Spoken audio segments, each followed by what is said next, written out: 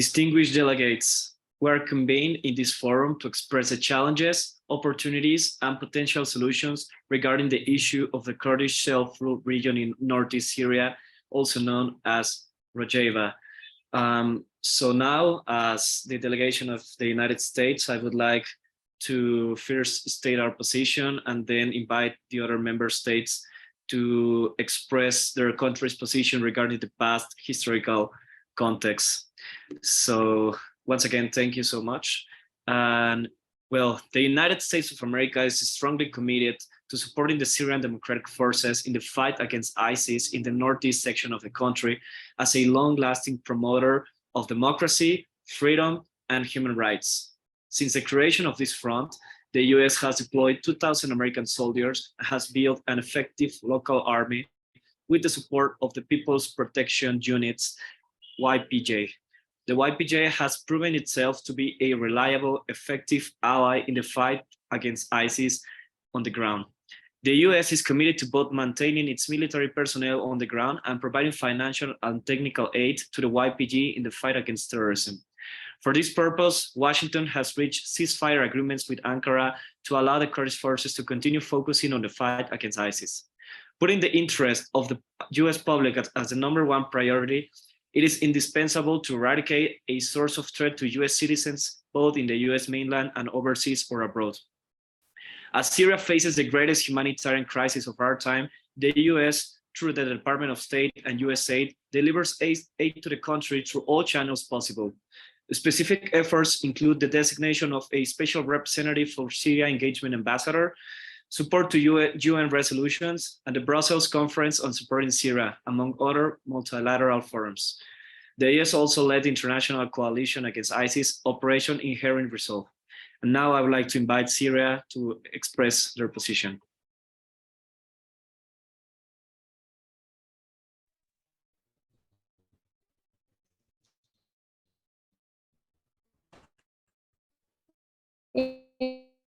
Yes, hello. 1950s are of our Arab nation, so we have conducted campaigns of identity repression against them. For this region, in 1962, a census in the Azakit region deprived 120,000 Kurds of citizenship because many of them were from Turkey. Regarding the conflict in Rojava that concern us today, the first demonstrations against Bashar al-Assad took place on April 1st, 2011 in Kamishli, Amuda, and Asaka. The Kurds demanded citizenship for 20% of them and freedom. The Syrian government understood them and relaxed. We promulgated a decree granting citizenship to 300,000 descendants in Asaka, and we have accepted the opening by the people.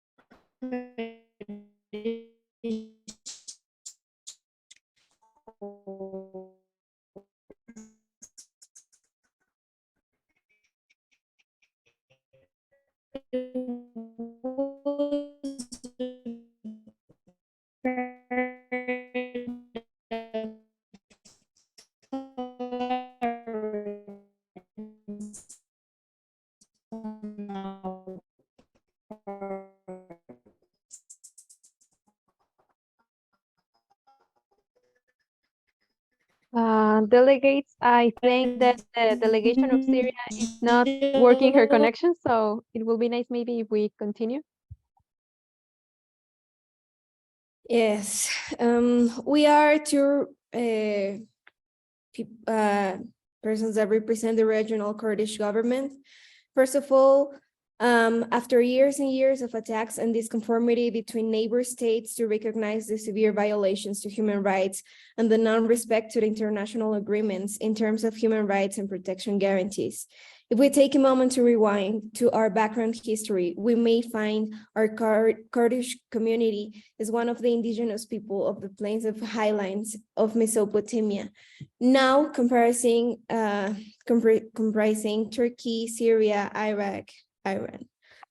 It is estimated that around 25 to 35 million Kurds inhabit this mountainous region, making them the fourth largest ethnic group in the Middle East. It is in the early 20th century, many Kurds began to consider the creation of a homeland, usually called Kurdistan. After World War I and the defeat of the Ottoman Empire, the victorious Western allies made a stipulation in 1920 Treaty of Sevres for a Kurdish state. However, those hopes were dashed 3 years later when the Treaty of Lausanne, which established the boundaries of modern Turkey, made no stipulations for a Kurdish state and left this group with minority status in their respective countries. For the next 80 years, any movement by the Kurds to establish an independent state has been brutally stiffed. Representing, on the other hand, the regional Kurdish government, it is important to follow strict safety measures across different professions in order to ensure people's safety following a series of tragic violence. The Prime Minister Barzani praised the heroic role of the Kurdistan region's institution and response services in confronting such incidents. About the repeated violations of the sovereignty of Iraq and the Kurdistan region, we condemn all the attacks and we call on neighboring countries to respect the sovereignty of the land in the Kurdistan region. We stress that the Iraqi federal government, United Nations, and the international community should adopt a serious stance against the attacks and to no longer tolerate these violations of sovereignty. We reiterated the government's stance that it has never allowed nor will allow the security of other countries to be jeopardized from within the region. The Kurdistan region will be revoked if they violate any of these regulations set forth by the Labor and Social Affairs Ministry. We also condemn the Islamic Republic of Iran's attack on the Kurdistan region in the strongest terms. Iran's repeated violations of the sovereignty are inexcusable and a gross infringement of international law and neighborly relations. We call on the Republic of Iran to stop this violent campaign against the Kurdistan region, and stability will never be achieved through violence. We call on its friends and partners in Baghdad, the United Nations, and the international community to take clear and principled positions on Iran's continued aggression. In order to strengthen our defense capability, counter risk, and enhance the security of the Kurdistan region, we will review the current mechanisms for reorganizing and unifying the Peshmerga forces and internal security forces. In coordination with the Kurdistan Region Presidency, we will do this with the help of local and international experts, and we will also elevate the professional and military capability for forces. The Kurdistan Regional Government reiterates that it will not permit the security of any neighboring countries to be meddled with through the territory of Iraq and the Kurdistan region. Thank you, Delegate of Turkey. And now I would like to invite Iran to take the floor. Iran, before known as Persia, is a unitary Islamic republic with one legislative house. Iranian's official language is Persian, which defines the country and is a very important nationalistic factor. The relationship between the Kurds and the Iranian government has been similar or almost the same as its neighbors Syria, Iraq, and Turkey. Iran is home for 10 million Kurds. The Kurds have been a threat to Iran for decades, and it has been mostly because of their big population, geographic distribution, resistance to central authority, nationalism, and their joint participation in ISIS activities. Rojava presents the same problem for Syria, and Tehran might give its blessing for the regime to retake Rojava, given its own worries about growing Kurdish nationalism inside Iran. The Iranian Kurds don't want anything to do with Iran, but even with the language or the Iranian culture. Rojava, in comparison, wants to be excluded from the Kurds and be independent. The government has allowed Kurdish representation in their language and cultural activities, but they have been banned because many Kurds were opposing and criticizing government policies. As a matter of fact, the Kurds started getting violent and these activities were banned. For many years, the Kurds have shown to be violent against the government and government officials. Riots and violent demonstrations have been filled with necessary arrests and killings because of their need for resistance and their desire for not to be part of the Islamic Iranian Republic. The Iranian identity must be held and nationalism must stay. But in 1975, a border dispute with Iraq ended with sign of the Algeria Agreement, leading Tehran to halt its support for Iraqi Kurdish groups. The Iranian government has been acting on behalf of its well-being and for their national interests in their nationalism and their identity. The Kurds are an obstacle and a hassle for their policies and daily life. Their pursuit on their own national state will be another thing. Their rejection has been violent and disturbing to the Iranian people and the government, which there have been several times where strategy with the same amount of power has had to be used to protect the autonomy and the integrity of Iran. Thank you, delegate of Iran. And now I would like to invite the other delegate from Turkey to take the floor. Thank you. The Turkish government under the Justice and Development Party follows an Islamic nationalistic agenda and strategies that promote territorial expansion and a revival of the Ottoman spirit in the Neo-Ottomanism. Assuming the mantle of the leadership of the Muslim world through the reconstruction of Muslim identity considered an integral element of Turkishness. The rapidly intensive Kurdish revolt with Turkey threatens the integrity of the state. The process of re-democratization, the economic gains of the past decades, and Turkey's relations with allies and foes alike. Despite the massive Turkish military effort and some significant gains in coping with the Kurdistan Workers' Party, the fighting continues after 13 years, although it has not reached the major cities of Turkey as many have long predicted. Modern Turkey has never accepted the notion of a Kurdish ethnic minority with minority rights.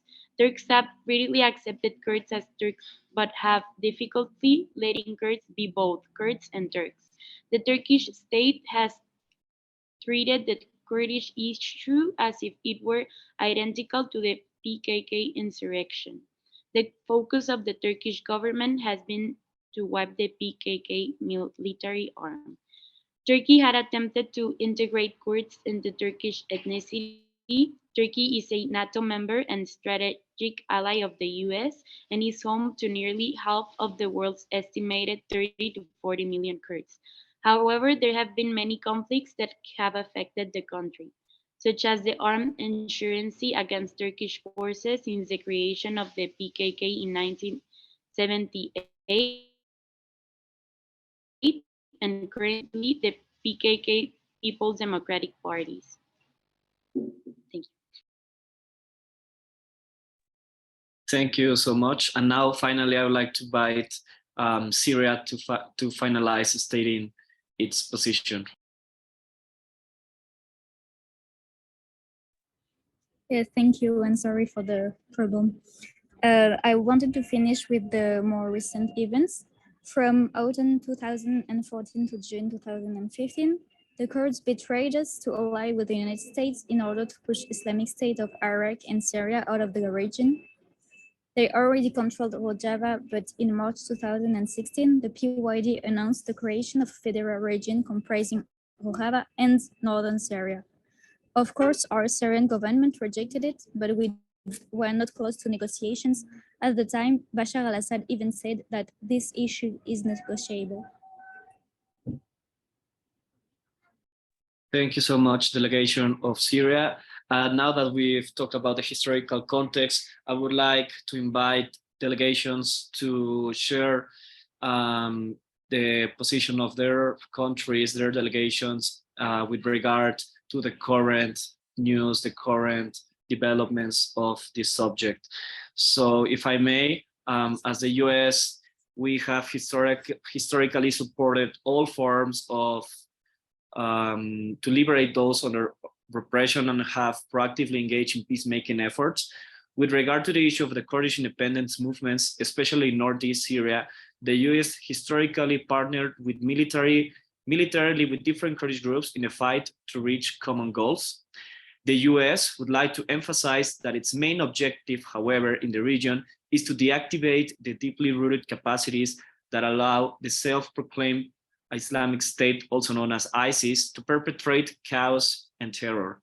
In that sense, the government has identified Turkey's pressure on Kurdish combatants in Syria as a threat to the cohesion and capacity of the Syrian Democratic Forces to fight ISIS. At the same time, the US strongly condemns Bashar al-Assad's regime for its continuous violations of human rights against its own population, collaboration with undemocratic regimes like Russia or Iran, and failure to meet the humanitarian crisis that the country faces.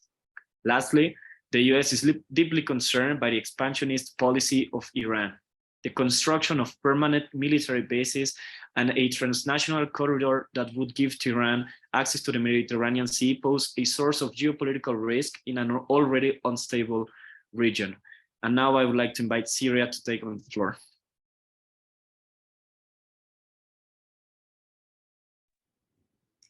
Yes, for us, the main problem in the region is currently the attacks of the Turkish army in the Afrin region, which have lasted since 2018. Damascus' position on it has been very clear from the beginning. We defend the territory. We have sent troops to stop their action because, as we have been saying for almost a century, the Rojava region is part of Syria, so it's our duty to protect its integrity. Yes, for the moment, there are only militiamen and not the regular army. But despite all the conflicts with the Kurds, Bashar al-Assad is assisting them against the Turks. He has always refused the occupation of Syria by Erdogan. Regarding the position of the United Nations, Antonio Guterres in 2019, the Secretary General called on countries to exercise the utmost restraints to protect civilians. He said there is no military solution to the Syrian conflict. But I want to remind you that the first article of Resolution 2254 that all members of the Security Council voted on says that all signatories reaffirm their strong commitment to the sovereignty, independence, unity, and territorial integrity of the Syrian Arab Republic. Therefore, when this agreement is not respected, Syria must take up arms. Finally, on the issue of autonomy for Rojava, I will present Syria's position with 2 points. First, we were open to negotiations 6 years ago, but now that's not the priority from our perspective. The reality is that the territory is being attacked by Turkey and killing civilians. We also see that the Kurds are very weak because of these attacks, so the balance of power is much less in their favor than before, which changes the situation. Second, even in the scenario where the Syrian government grants them partial autonomy, it would be not possible to implement such a political program on Syrian territory. It is a question of ideology and of incompatibility of ideology. Thank you, Delegate of Syria. Now I would like to invite the delegate of the regional Kurdish government to express its position. Thank you. Well, without a doubt, one of the main problems that has triggered the significant problems related to these problems have been the non-compliance of the international treaties, so as the supposed sanctions that are stipulated in order to prevent the non-compliance. Some treaties, such as the Convention Against Torture and other cruel, inhuman, or degrading treatment or punishment, optional protocol to the Convention Against Torture and other cruel, inhuman, or degrading treatment or punishment, International Covenant of Civil and Political Rights, International Covenant of Economic, Social, and Cultural Rights, International Convention of the Elimination of All Forms of Racial Discriminations.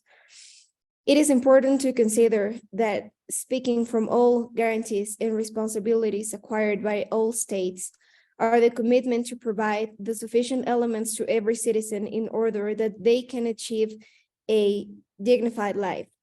And without the recognition and support from all these states that don't recognize courts as a part of their society, but also doesn't allow courts to have their own state, which leaves this fraction of society in a state of complete defenselessness.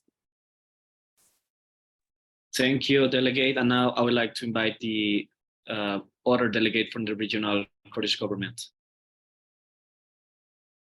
Yes, well, continuing about what my fellow delegate just said, the region of the Kurdistan are emerging as important players. Kurdish groups from the Peshmerga of the Kurdistan Regional Government to the Syrian Kurdish People's Protection Units and even Turkey's Kurdistan Workers' Parties have been on the front lines in the fight against ISIS. Kurds are also playing an important role in the sheltering refugees and protecting other minorities in the region. The new government has vowed to build a strong Kurdistan, securing the region and at peace. In order to deliver this promise, the KRG will draw on Kurdistan's historic contribution in the global fight against its end. Oh, sorry. Sorry, I can continue. In order to deliver this promise, the KRG will draw on Kurdistan's historic contribution in the global fight against terrorism by reforming, modernizing, and strengthening the Peshmerga. Our Peshmerga are heroes. They are known around the world for stopping ISIS in its tracks and regaining territory from the terrorists. While all military and intelligence forces are composed of many different units, we work in a concert to defeat the enemy. Now peace has returned, we must continue to strengthen our forces, ensuring that the violence does not reemerge and our region is resilient in the face of any future threats. Thank you. Thank you, Delegate. Delegate from Iran, you may now take the floor. Thank you very much. Today, Iran is facing a heavy weight of manifestations because of the rules put over the population by the regime ruling Iran. The groups that stand out are the Kurds and women. The morality police has been a severe mission of correction in the country. The most recent news that support this action was the murder of a 22-year-old Kurdish woman named Masha Amini, who was killed by the morality police. In addition, the attack on Kurdish places still happens and tensions persist. Attacks on Iranian Kurdish armed groups in neighboring Iraq, it says, are involved in the unrest. Iran's Revolutionary Guards fired missiles and drones at militant targets in northern Iraq's semi-autonomous Kurdish region because of their violence and their insurgence against the Iranian people. The Kurdish opposition groups are using Amini's case as an excuse to reach their decade-long goal of separating Kurdistan from Iran. The support Kurdish people are getting from across Iran will be used by Kurdish opposition groups to push for independence. This issue was heard by the Rojava women, and their movement can put pressure on Iran due to its great population and power. Though the Iranian government will not be able to agree on this. Iranian state media have called the nationwide protest as a political plot, ignited by the Kurdish separatist groups, particularly the Kurdistan Democratic Party of Iran. Iran's constitution grants equal rights to all ethnic minorities and says minority languages may be used in the media and schools, but rights groups and activists say Kurds face discrimination along with the other religions and ethnic minorities under the country's Shiite Muslim clerical establishment, which they should rethink in order to diminish problems with the Iranian government.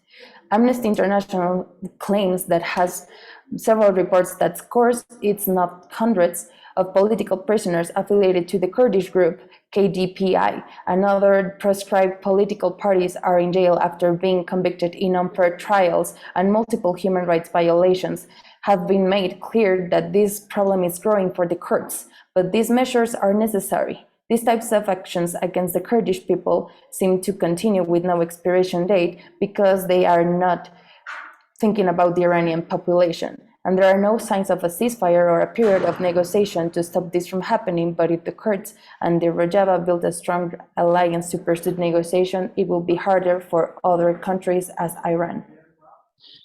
Thank you, Delegate. And now to finish the second round of the current perspectives of the issues, I would like to invite the Delegate of Turkey to take the floor. The current issue is the main reason for Turkey's continuing inflation, and it is a major source of human rights violations and the biggest irritant in the Turkey's relations with the European Union. Tensions between Turkish authorities and Kurdish groups, in particular the PKK, the People's Democratic Party, and the People's Protection Unit, have increasingly agitated against the government, conducting numerous attacks against Turkish authorities in the southeast. In January 1929, 1919, the Turkish government claimed that separatist Kurdish militants tied to the PKK conducted an attack on a Turkish army because in northern Iraq that resulted in damage to military equipment and no casualties. Also, if the Kurds do succeed in establishing an independent state in Syria, amid the chaos gripping the region, it could accelerate secessionist movements in other Kurdish areas of the Middle East. More terrorist activity by Kurdish separatists is also growing concern for the United States and Turkey, which designated the PKK a foreign terrorist organization in 1997. Thank you, Delegate from Turkey. So much for your contributions, delegates. And now I would like to move on to our third round, where I would like to call on you to come up with some proposals to address the ongoing situation. And well, as the US government, we've reviewed our policy towards Syria in 2021. And the government has labeled 4 priorities to achieve a political solution as agreed upon in the UN Security Council Resolution 2254, which includes supporting local ceasefires, stabilizing the area, helping with the humanitarian aid and access, pressing for accountability and respect for international law while promoting human rights and non-proliferation. And to summarize these demands, the US believes that the top priority at the moment is to bring stability to the country and address the ongoing humanitarian crisis. In that sense, the US demands full protection for the Syrian Democratic Forces and its military personnel. The US would like to advocate the historical balance between Turks and Americans and call for a permanent ceasefire. Previous experiences may help in the design of a strategy between the two countries. With regard to the expansionist policy of Iran, the US would kindly like to request Iran's government to abstain from continued developing a permanent military basis and is open to discuss the potential operation of a transnational corridor under close cooperation with Western allies. In exchange, the US will remain neutral regarding the struggle for independence in the Rojava region. And now I'd like to invite Syria to share its proposals to address the floor. Yeah, thank you. To sum up the position of the Syrian government, I'll be brief. Our proposal for a resolution are as follows. First, we categorically refuse the independence of Rojava to the Kurds. Second, we stay open to the recognition of a special status as autonomy. Third, in the case of partial autonomy, we refuse the application of a political program similar to the social contract. Kurds in Rojava must comply with Syrian laws. And finally, we demand of the Kurds of Rojava that they recognize their belonging to Syria. On this condition, we will put an end to the alliances of convenience to protect the civilians and the territory together against Turkey. We would like to add that given the Kurds' weak geopolitical and military situation, they are really not in a position to negotiate at the moment, and they would do well to accept the generosity of the Syrian government. Thank you, Delegate of Syria, and now give the floor to the regional Kurdish government. Thank you. Undoubtedly, some of the proposals that we find fundamental are compliance with the international treaties that have been signed, the recognition of the importance and cultural enrichment that involves the Kurdish society in the countries as well as in the world, commitment on the part of international bodies to provide better solutions to conflicts and disputes to prevent states from becoming complacent and continuing to act through acts against humanity. Respect the right to free development of one's personality and above all, the rights to identity as a part of a society of one's choice, and also to be entitled to the respect inherent in the culture, ethnicity, religion, and language one chooses to speak. Recognize Rojava as a movement which is very diverse, since it embraces feminism, ecologism, Zapatism heritage with their ideology of organization, society, further from states and borders, because remember, further than a fully country, they want autonomy and the freedom to exercise their social and cultural practices. Thank you. And now I invite the other delegate of the regional Kurdish government to make a statement. Thank you very much. The Kurdistan Regional Government's commitment to continue reforms that will modernize the Peshmerga forces. In order to remain strong, the KRG must review our armed forces organization, modernize our weapons, and align our systems. That is why we will begin a process of integration and reforming the different units of Peshmerga. The government is committed to delivering these reforms as they comprise a key part of our overall agenda. All members of this government share the same ambition for a strong, stable, and secure Kurdistan. Together, we will prepare a joint roadmap converging our regional security and the Peshmerga's future. We will also draw up a national security strategy that will allow us to determine the size and type of the forces necessary to meet all our defenses and security needs. We have been developing this strategy in close collaboration with our allies. It will be a comprehensive strategy encompassing everything from border security to critical infrastructure protection and counterterrorism. At the same time, the KRG will invigorate the existing capacity building initiatives taking place within the Ministry of Peshmerga's Affairs. With support from Germany, the United Kingdom, and the United States, important progress has already been made, but there is much more to accomplish. As part of developing a constructive new partnership with Baghdad, the KRG will reiterate the importance of the Peshmerga's role in promoting regional stability. And according to Article 121 of the Iraqi constitution, the Peshmerga is officially recognized as the regional Kurds of Kurdistan. Consequently, during its talks with Baghdad, the KRG will prioritize securing all of the Peshmerga's entitlements from the federal state, such as weapons, training, and financing.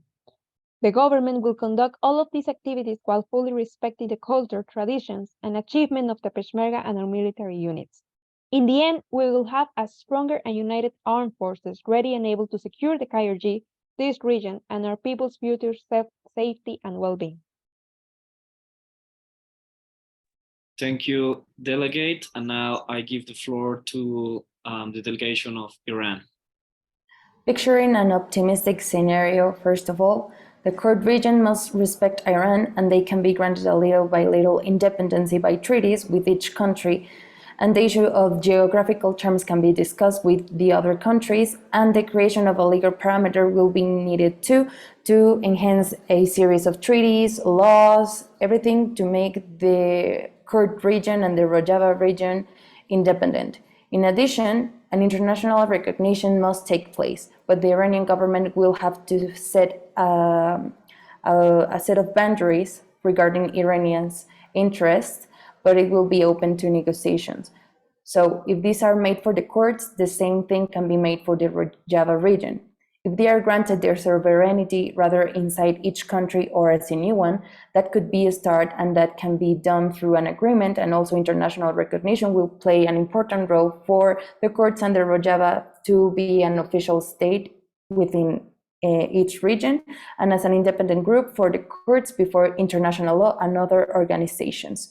To achieve these measures, the creation of new policies and respect to the legal matters should be a priority on the realization of the solutions between the parties involved and international organizations. Thank you, Delegate. And now I'd like to invite Turkey to make a statement.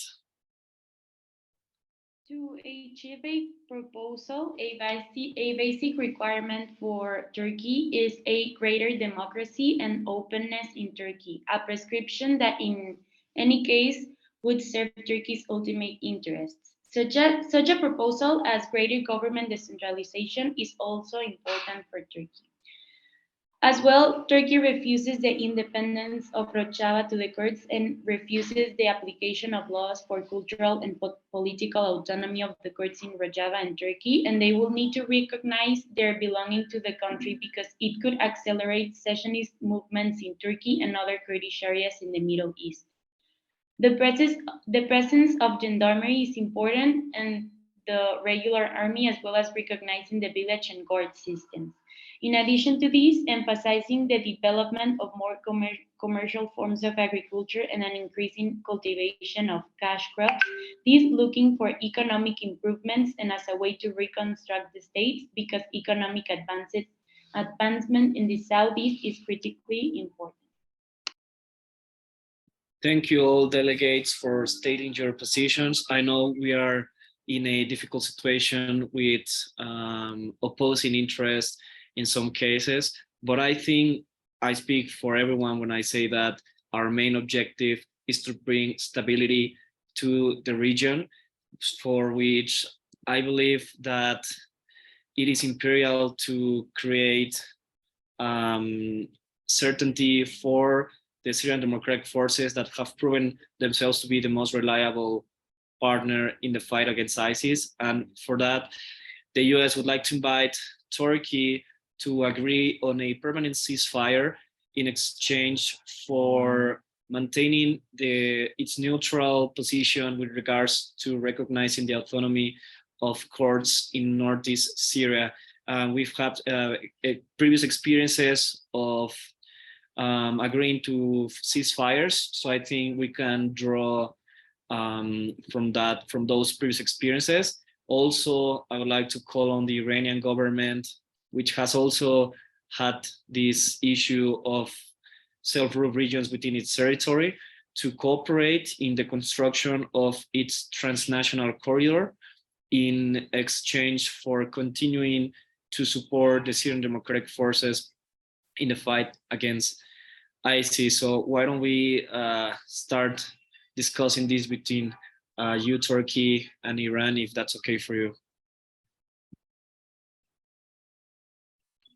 I would say that one of the main conditions for that to work would be that it's very important to establish the main interest of Turkey, that it's an essential condition for the solution of the conflict, and is the greater democracy and openness in Turkey that will be, and also I think we could cooperate with some cultural concession reforms. However, it would be difficult to recognize the Kurds as to make them being recognized as a part of Turkey.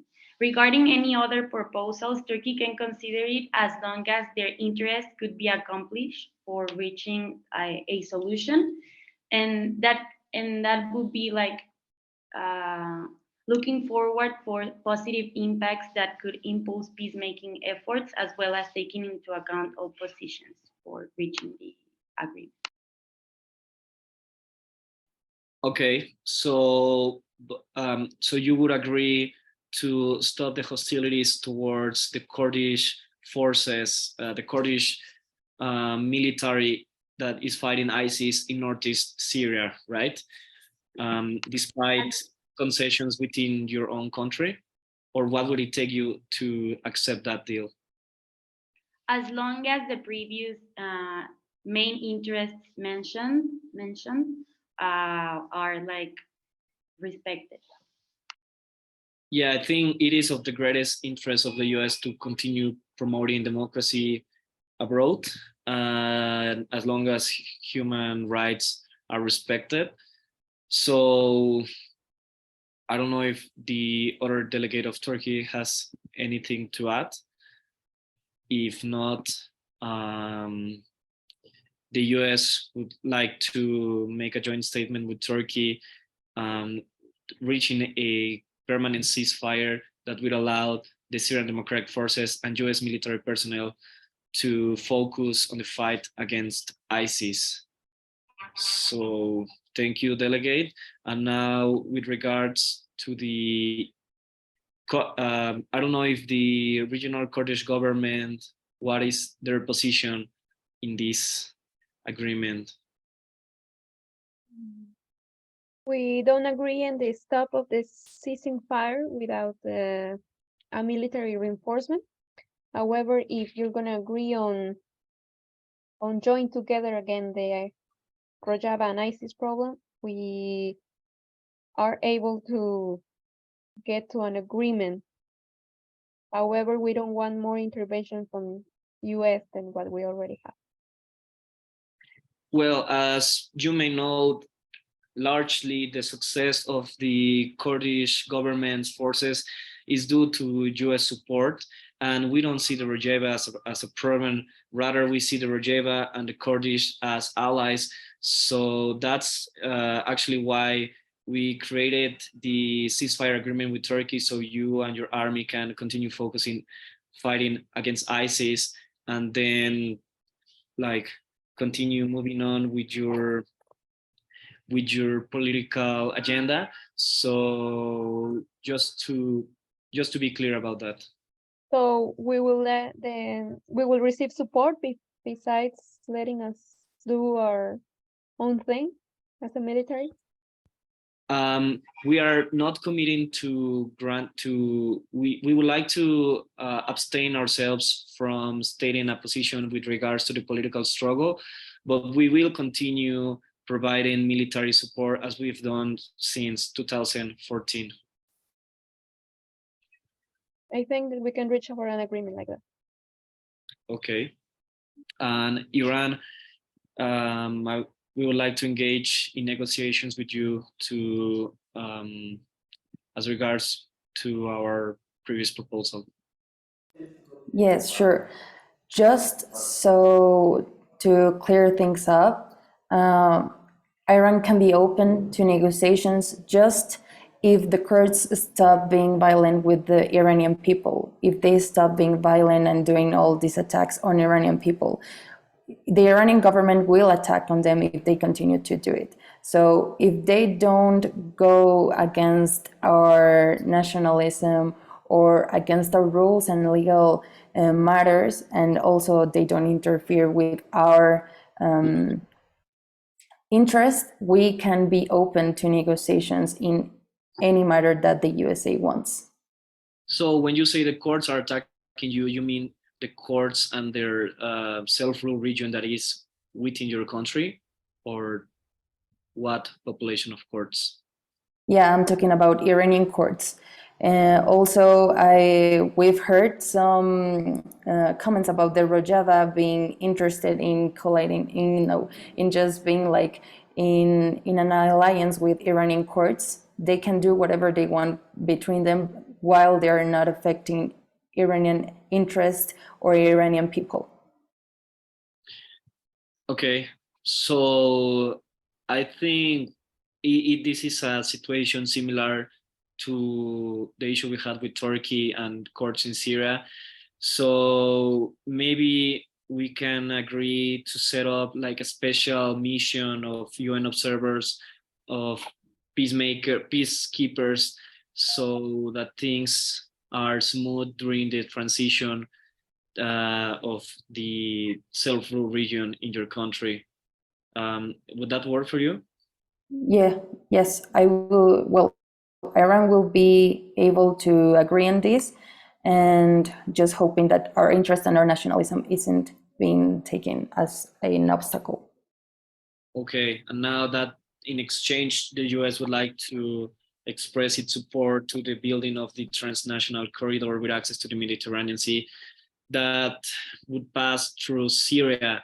I don't know if Syria has any comments with regards to this corridor, or with regards to the policies it aims to propose in order to protect the Syrian democratic forces and the courts in its country. Yes, just regarding the autonomy, I think Syria has no interest to lose a part of his territory, but you didn't offer independence, but only autonomy. So I think we agree on that. Okay, and I think we can draw from previous experiences like the case in Iran and its self-rule region. And also something very important for the US and its interest is that your government ensures that there won't be any repression or any hostilities towards the democratic front that has been built in close partnership with US military personnel. So can we have your assurance that our troops won't be meet with hostility?